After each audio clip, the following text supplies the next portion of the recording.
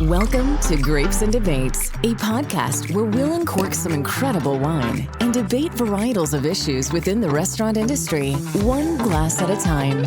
And now, your hosts and owners of SoNapa Grille, Adam Barringer, Chris Botting, and Joe Bates.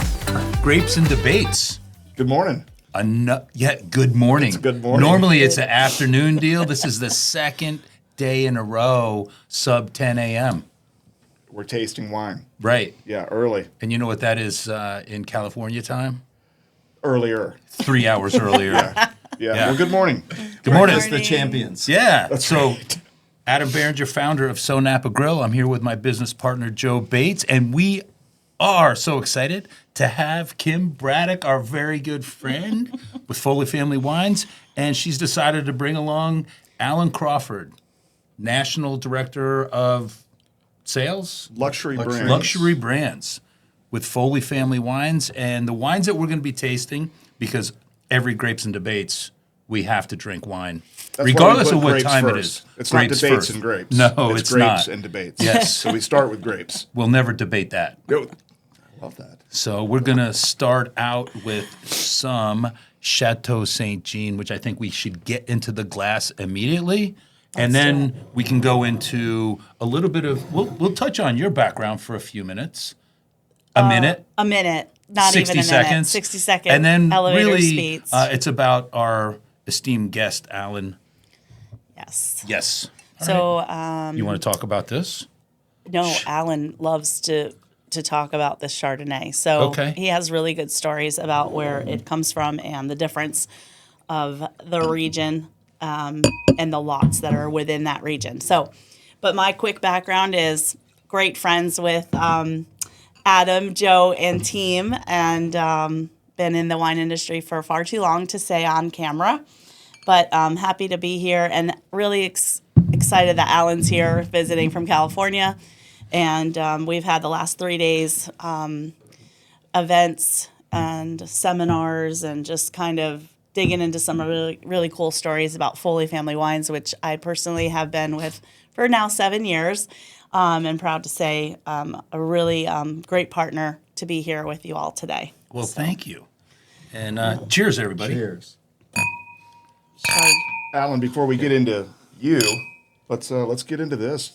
Talk to us a little bit about Yeah, this. so it's just a little bit about. Well, let's take a little fly into SFO. Yeah. Perfect. Take a journey north. All right. Go right over the Golden How about Gate Bridge. OAK? OAK, that works too. Okay. All Works right. too. SAC? Or STS. Okay. And we find ourselves in Carneros, right on the banks of the San Pablo Bay. Yes. Has this incredible influence from the Pacific, funnels through with the fog. So long story short, it's a great area for Chardonnay. The cool climate with the fog influence. The roots of this particular brand, the essence in its founding was single vineyard, single source, estate bottled, Sonoma County. And going back to those roots, we've really embraced that. So this wine is from not just a single vineyard. And when you look throughout Sonoma and Carneros, we have 5 individual vineyards. Okay. And so we select one, and we take a single hillside block of the Chardonnay. Wow. And pretty interesting, it's about 1,000 to 1,500 feet. So being in this plain of Carneros, it actually has a little bit of an undulation and a pretty extreme slope in this clay soil. So great draining soil. Absolutely, it's one of our winemakers' favorite blocks of Chardonnay. Okay. So we got a good start. Great fruit, hand-picked, whole cluster pressed. During fermentation, a lot of lees stirring. Okay. All French oak barrels. I think you feel that. But I think really the essence here is this complete balance. We have the intensity of the vineyard. We have a little bit of the background, the flavor, the hint, the spices, as the chef would say, of the oak. And we want that to be all integrated. For me, I get this really incredible lemon curd, tropical note, toast. Absolutely. A lot of depth of flavor. What I'm getting is, if you ask me about this, where if I compared this to Chalk Hill, which is one of my favorite Chardonnays, I would say this is maybe not quite as creamy. This is a little more crisp. It's a little bit more acidic, not getting that heavy malolactic fermentation, that cream on it. But this is an awesome, refreshing Chardonnay. And I'm telling you, this with fish. Absolutely. Lightly prepared. Yeah, Not a ton of nothing extras on it. Yeah, like maybe pan-seared, some capers and some lemon butter. Boom. Yeah, Our palates are nice and fresh right now too. Oh, yes. they are. Palates are freshest in the morning. You've Palates. mentioned They this. are. They are. Yeah. Yeah, I think that Everything is extra springy. winemakers typically taste earlier in the morning. Yeah. I think so. Yeah, this whoever is behind this allowed the fruit to shine and Absolutely. not finish it with a big butter bomb. No, I think Lisa Evich is our winemaker. Okay. I would defy to say that actually oysters on the half shell. Oh yeah. yes. In fact, we just Absolutely. did that. Those oysters, Yeah. the Wiano oysters we just had. Whew, We just that had would an be- oyster shucking event at all of the SoNapas, and yeah, It's went that very, play very with that well, and- lemon. Yes. That citrus Yeah, that lemon. you're talking about. And interestingly, you brought up Chalk Hill. It's its own appellation. So it's the name of the winery, but also its own AVA. Correct. And what's interesting about that particular, and originally, when Fred Firth founded Chalk Hill, he noticed that there were very distinct areas between the Russian River AVA and where his winery was, Chalk Hill.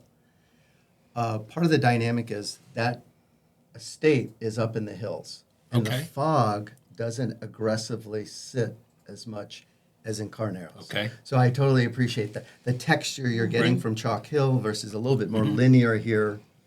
Lots of depth of flavor. Truth be known, it's 100% ML. Wow. Yep. Okay. And just to be clear, the reason I brought up Chalk Hill is because that is also owned by Foley Sure. family, and as with Chateau St. Jean. well, in a breathtaking estate. I mean, Yes. it's absolutely gorgeous. TikTok will be there very Yeah, soon. Sure. And certainly you could say that about St. Jean. Oh, absolutely. It was originally a chateau.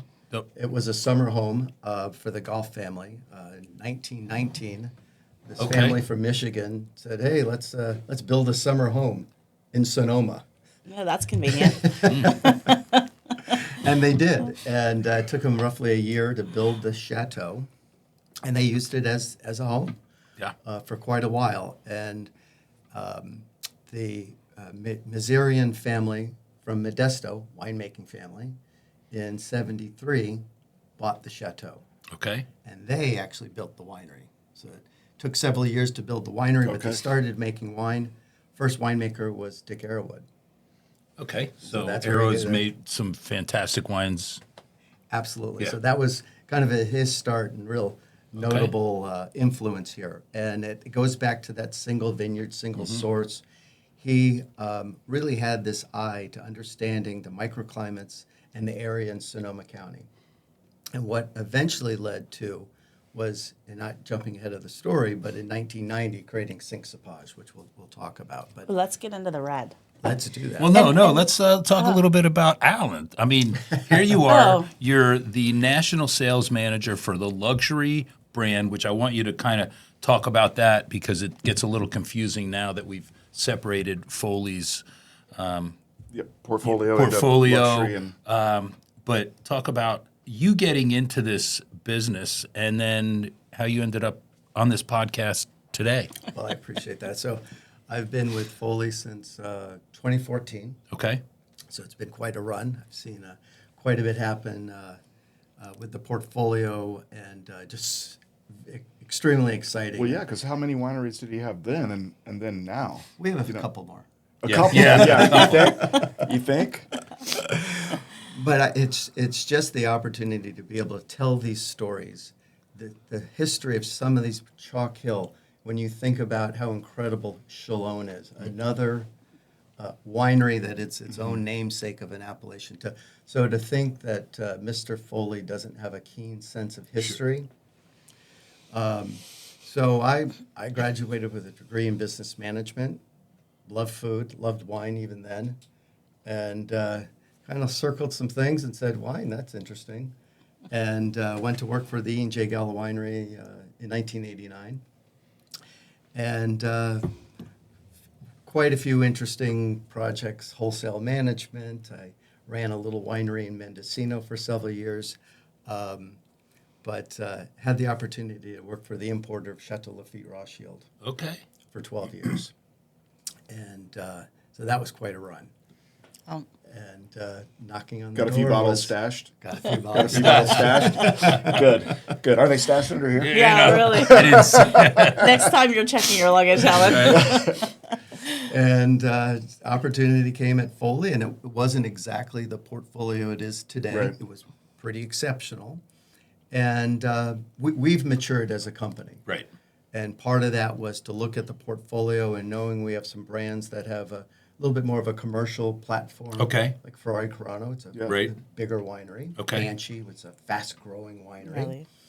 But we also have wineries that really have this distinct sense of place. Mm-hmm. And frankly, they need a little bit more of that storytelling Okay. and lifting the sheets and what's actually going on Sure. and how is the wine being made. And in 2017, we created the luxury portfolio. Okay. So these really are individual brands that are tied to place that have a really incredible story. And I get to walk around the country and soapbox about these brands, and life is pretty good. That's pretty good. That's awesome. That's real good. All right, so we're going to hop into Chateau St. Jean. And this is the Cabernet. Is this Knights Valley. Knights Valley? So in general, the luxury brands probably smaller production. Much smaller. Okay. Much smaller. Everything from Maris, Yeah. our flagship in Napa. Yeah. We make, Wow. gosh, depending on the vintage, maybe 1,000 six-packs, 800 six-packs.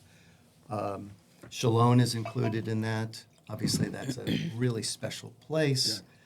We have several vineyards in Santa Barbara, notably Santa Rita Hills. Right. So it's this real interesting diversity of place and some stories like St. Jean. And part of the luxury of Foley is this myriad of different places, different vineyards. Up and down the West Coast, we farm roughly 5,000 plus acres of vineyards. So the sourcing is so important for us. And part of that, we've purchased vineyards, but several wineries, we've actually purchased their vineyards. Right. And case in point, when we purchased Ferrari Carano, unbelievable brand, Right. great consumer recognition, Yeah. unbelievable wines, two state-of-the-art wineries, but there was also 1,200 acres, primarily in Sure. Sonoma. And there's a very special vineyard that Don Carano planted 30 years ago, southern Alexander Valley, right off Highway 128, on a ridiculous mountaintop. Okay. So here you have extreme steep terrain. Well, lo and behold, the borderline between Alexander Valley and Knights Valley runs right through the vineyard. Wow. So this particular vineyard on a mountaintop has fruit in Alexander Valley and Knights Valley. So why not take some of our very, very best vineyards in Sonoma and use those in Chateau St. Jean? We own the vineyard, so this is an estate vineyard. Okay. So this is one small vineyard on the top of Knights Valley. It's Cabernet, a little bit of Merlot, a little bit of Malbec, and Okay. different than being on the valley floor in Knights Valley. You have the temperament of this really incredible, difficult soil, and you have the elevation.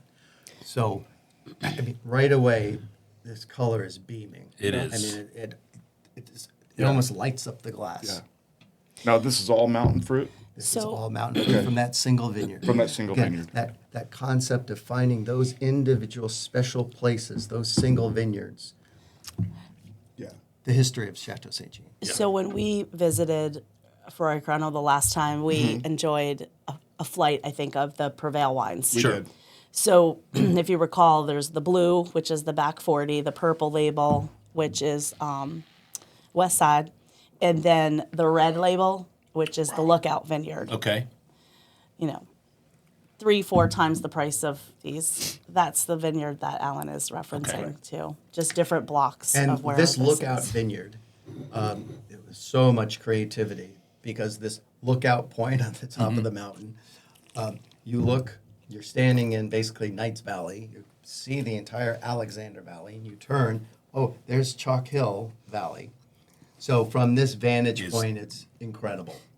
So you're really at the pinnacle, and I'm looking at the map over here of Napa on the other side. You can see several appellations just from this one vantage point.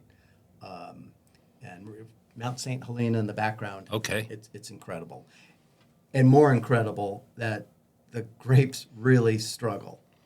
And I think that comes through in the glass, in the intensity of flavor. So it's not a bruiser, it's 15.5% alcohol. But the grip of this wine. Oh yeah.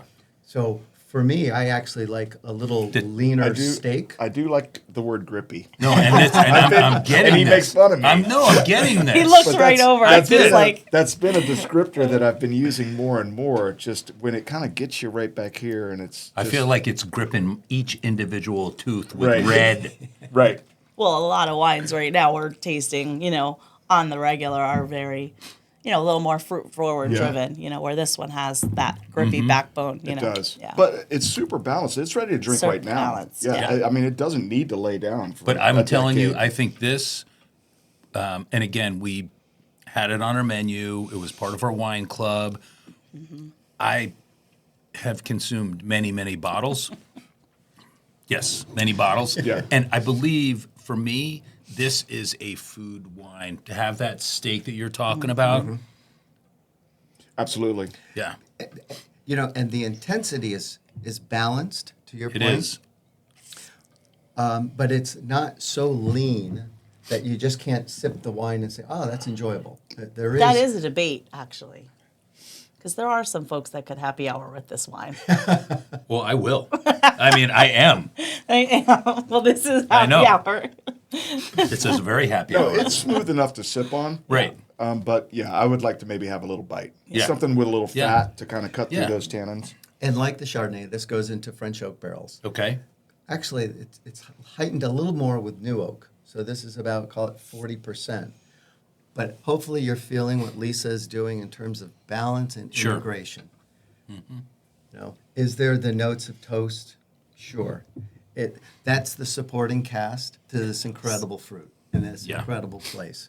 So there's a real eye in terms of our winemakers to say, and she's awesome. And I think if you met her, you'd taste these wines and say, wow, I get it. There's Yeah. that personality. Right. And by and large, a lot of our wineries have individual winemakers. So they're allowed to let their personality come through. There's not a corporate, Yeah. you can only buy one barrel and everybody's Yeah. got to use it. Yeah. Everybody does a little different program. And Lisa, she has this she's a little bit soft-spoken, but she's intense. Right. Oh, that's like this wine. Right. Soft spoken but I intense. bet there's a lot of cool, just since it's Foley family, I bet the winemakers are kind of like, hey, what do you got going on over there? And a lot of integration and bouncing ideas off of each other and best practices. And, you've probably got some winemakers at some of the Foley families that are, have been there 25 plus years, and some that are maybe in year 5 and that, bouncing ideas off of each other. Only, what do they say? A rising tide raises all boats. Absolutely. And, we have an unbelievable winemaking team. I have the luxury to, interact with them very often. And you're right. I mean, David Drake at Lancaster, 30 some yeah. odd vintages. Daryl Holbrook, Chalk Hill, 30 vintages. Our two esteemed winemakers at Ferrari Carano, between the two of them, Rebecca and Natalie, Okay. 50 plus years between the two of them at Ferrari Carano. But we have Yeah. And some then Michael, Michael Bullock, Yeah. Allison And Rodriguez. Allison's been here and She's been visited here. the team. Yeah. Isn't she great? Oh, yeah. So at the same time, we have young assistant winemakers that are in. It's a team. That's awesome. And they're calling each other, what do you think? And at the same time, Daryl likes a specific French oak barrel, Francois Ferrar. And yet the Gillet barrels over at Ferrari Carano, so important to that program. Right. So, you have to be in touch with your winery, your fruit, but the supporting cast, to your point, that really helps the whole team. Do they have you come in and taste wines before they put them out? We do actually quite a bit of competitive tastings. Okay. Blind, here's your set, Okay. here's the competition set. And so I sit on that, and it's more from a commercial side. Sure. Make the wine that you're going to make, Right. but you got to be aware of, maybe in Pinot Noir, this is, Can you sell it? can you sell it? Right. Right. Are there It's the years- same thing as a chef. You can make the dish that's almost a vanity dish, and yet no one's going to eat Yeah, it. you're putting tweezers on No. the micro celery. No, and- or so, we really Sure. want to serve a duck dish. Yeah. But you find out that duck is the least preferred protein. Yeah. Unfortunately, And but yes. anyway, I'm with you. cool stuff. I All think right. that was a personal dig, actually, because No, that's not a I've been personal fighting for duck. Duck. on I the would SoNapa I would menu. have the duck. Yeah. Yeah. And then you go crazy and somebody's adding duck tongues. Yeah, So, yeah. Oh yeah. No. and then it's way over the cliff. Yeah. So, yeah. I'm not sure ducks have tongues. Listen, don't bullshit. Don't bullshit. I was our waiting All for right. somebody to viewers. say that. Thanks, I Joe. know. I'm not. Now they Yeah, might. but I'm not saying it could they be do. the duck feet. You're good. You're good. I'm not. All right. Alan's just throwing shit at the So wall hey, now. listen, that's All part right. of it. Well, I told him very ad lib here. Okay. Speaking No, of this is a fun group. Okay, throwing shit to the wall. This right here, Chateau St. Cinq Cépages. I believe, and you can correct me. I'm sure I'm wrong, but maybe 99 was the number one Game changer. wine in the world. Wine Spectator. Mine's right. Yes. Top So the Wine believe. Spectator It could've- top 100 Okay. around that time, 1999, it had been published with several top 100s. The 1990. So we started with this. Okay. Dick Arrowood started with this with the 1990 vintage. Okay. Okay. So, And, Dick, thank you. Indeed. And started working the Hard to craft. believe that's 35 years ago. Indeed. And I'll talk about the wine, but to your point, we'd really developed this wine to be the best of the best. The best of the best. And yes, in 1999, the Wine Spectator made this the number one selection and the very first wine from Sonoma County to earn that recognition. Oh, Wow. I didn't know that. The number one, first from Sonoma. And then, again, to clarify, Foley didn't own Chateau St. Jean at the time, and they were putting out the number one wine basically in the world, according to Wine Right. Spectator. And then I don't know what happened to Chateau St. Jean after that. Well, I can tell you. Commercialization? This is an unbelievable novel. The history going all the way back to the 1990 with the Golf family. And so, great novels sometimes might have a chapter that's not as great. That Sure. you fall asleep in. So why don't we just take out that chapter, throw Right. it over our shoulder, and then we'll zoom to You can't take 2021. it out Okay. because it's part of the history. You slept through it though.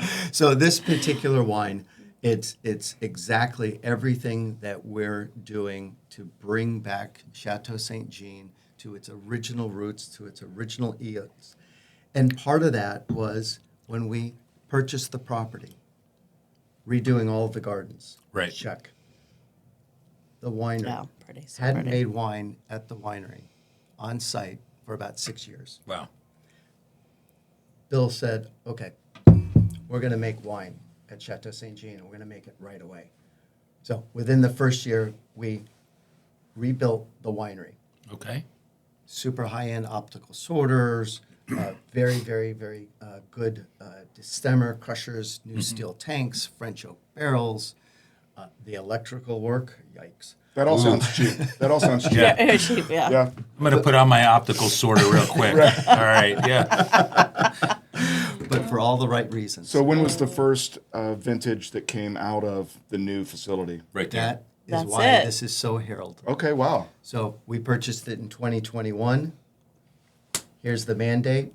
in 2022, we crushed at Chateau St. Wow. again. That's awesome. That's So- awesome. And This- just releasing it this week. Wow. This is in the market on Monday. So When we were in Chateau St. Jean, speaking of crushing it, I think that we got crushed in cornhole. Have we ever been crushed in cornhole? We were out there, Nick and Eddie.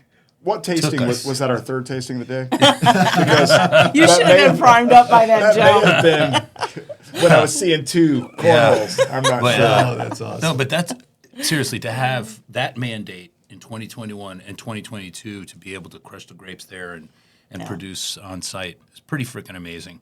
And with all the equipment that you're talking about, upgrading electric in order to probably take it from where it was to being able to handle optical sorters and And the one- de-stemmers and One thing really fast though that it's come up like twice this week so far, but there is we always want to say Chateau St. Jean, but that would be a man's name. And if you'll tell a quick story about Absolutely. it's Jean, because Yes. she was a woman of power. Well, that was that The daughter. that family, the winemaking family from Modesto. Okay. The wife, the patriarch, the patriarch. that was Jean. yeah. So I think that's a matriarch. at matriarch. Yeah, there we go. Yeah. Did I say patriarch? I don't know. So Papa. yes, the chateau, a French term, Sure. but a consumer wants to call it Chateau St. Jean. Yeah, as long as they buy it. Yeah. Meritage? Or Sure. Pinot Noir. I mean, it happens. Pinot Noir, Yeah. Merlot. Yeah, But Merlot. just put But ice in it. this We is don't care. it's clearly an American family, and Yeah. it is Jean, not Okay. Jean. So well Yeah. said. Well, how about Cinq Cépages? Oh yeah. That- Now that it has a little So- French spin to it. Okay. If you remember high school French? So, meaning on that for our I did. I took customers, Spanish. For our listeners No that don't know. habla français. Yeah. Cinq See? is 5. Cinq. Got it. Okay. Cepage is grapes. So it is the 5 red Bordeaux Oh. varietals. How about that? Yep. Great. And we have used all 5 every vintage. Oh, wow. So that's a component. So here, I did all this rhetoric about the single vineyard, the single site. Shift conceptually, Sonoma County. Mm-hmm. The notion is in that vintage, can I find the best of the best, regardless of where it is, for each of these grape varietals? So the art of the terroir versus technique. So can I reflect place, but utilizing technique? It's not just blending Cabernet and Merlot, but Sonoma Valley and Alexander Valley, and these different places, and selecting those very, very best sites, so that we've continued that mantra. There's fruit here from Sonoma Valley, a little bit in and around the estate, Now, are those all your estates? Are you 100%. Okay. Okay. Okay. 100%. That was an immediate shift. The previous owner had their own vineyards. Okay. So we now have the luxury to take our Best palate, of the best. best of the best. We make an incredible Cabernet from Sebastiani called Cherry Block. That vineyard planted in You've been 1963. there.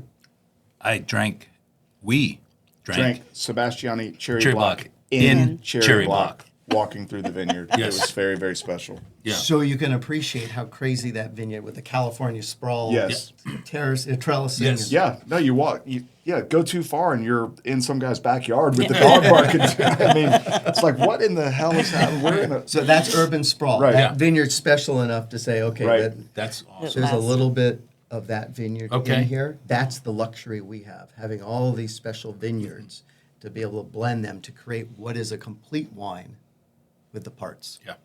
I've two questions. So, outside of maybe some individual bottles that are winery only, is this Chateau St. Jean's premier bottling? It is. That's available to the public. 100%. Yeah, This is okay. the flagship. Yeah. Starting in 1990, for the winery, it was the flagship. Okay. So I think perhaps what you're hearing is we're really taking a nod to the past and understanding what built this to being such an unbelievably great winery. We want to reflect that in the wines we're making today. Yeah.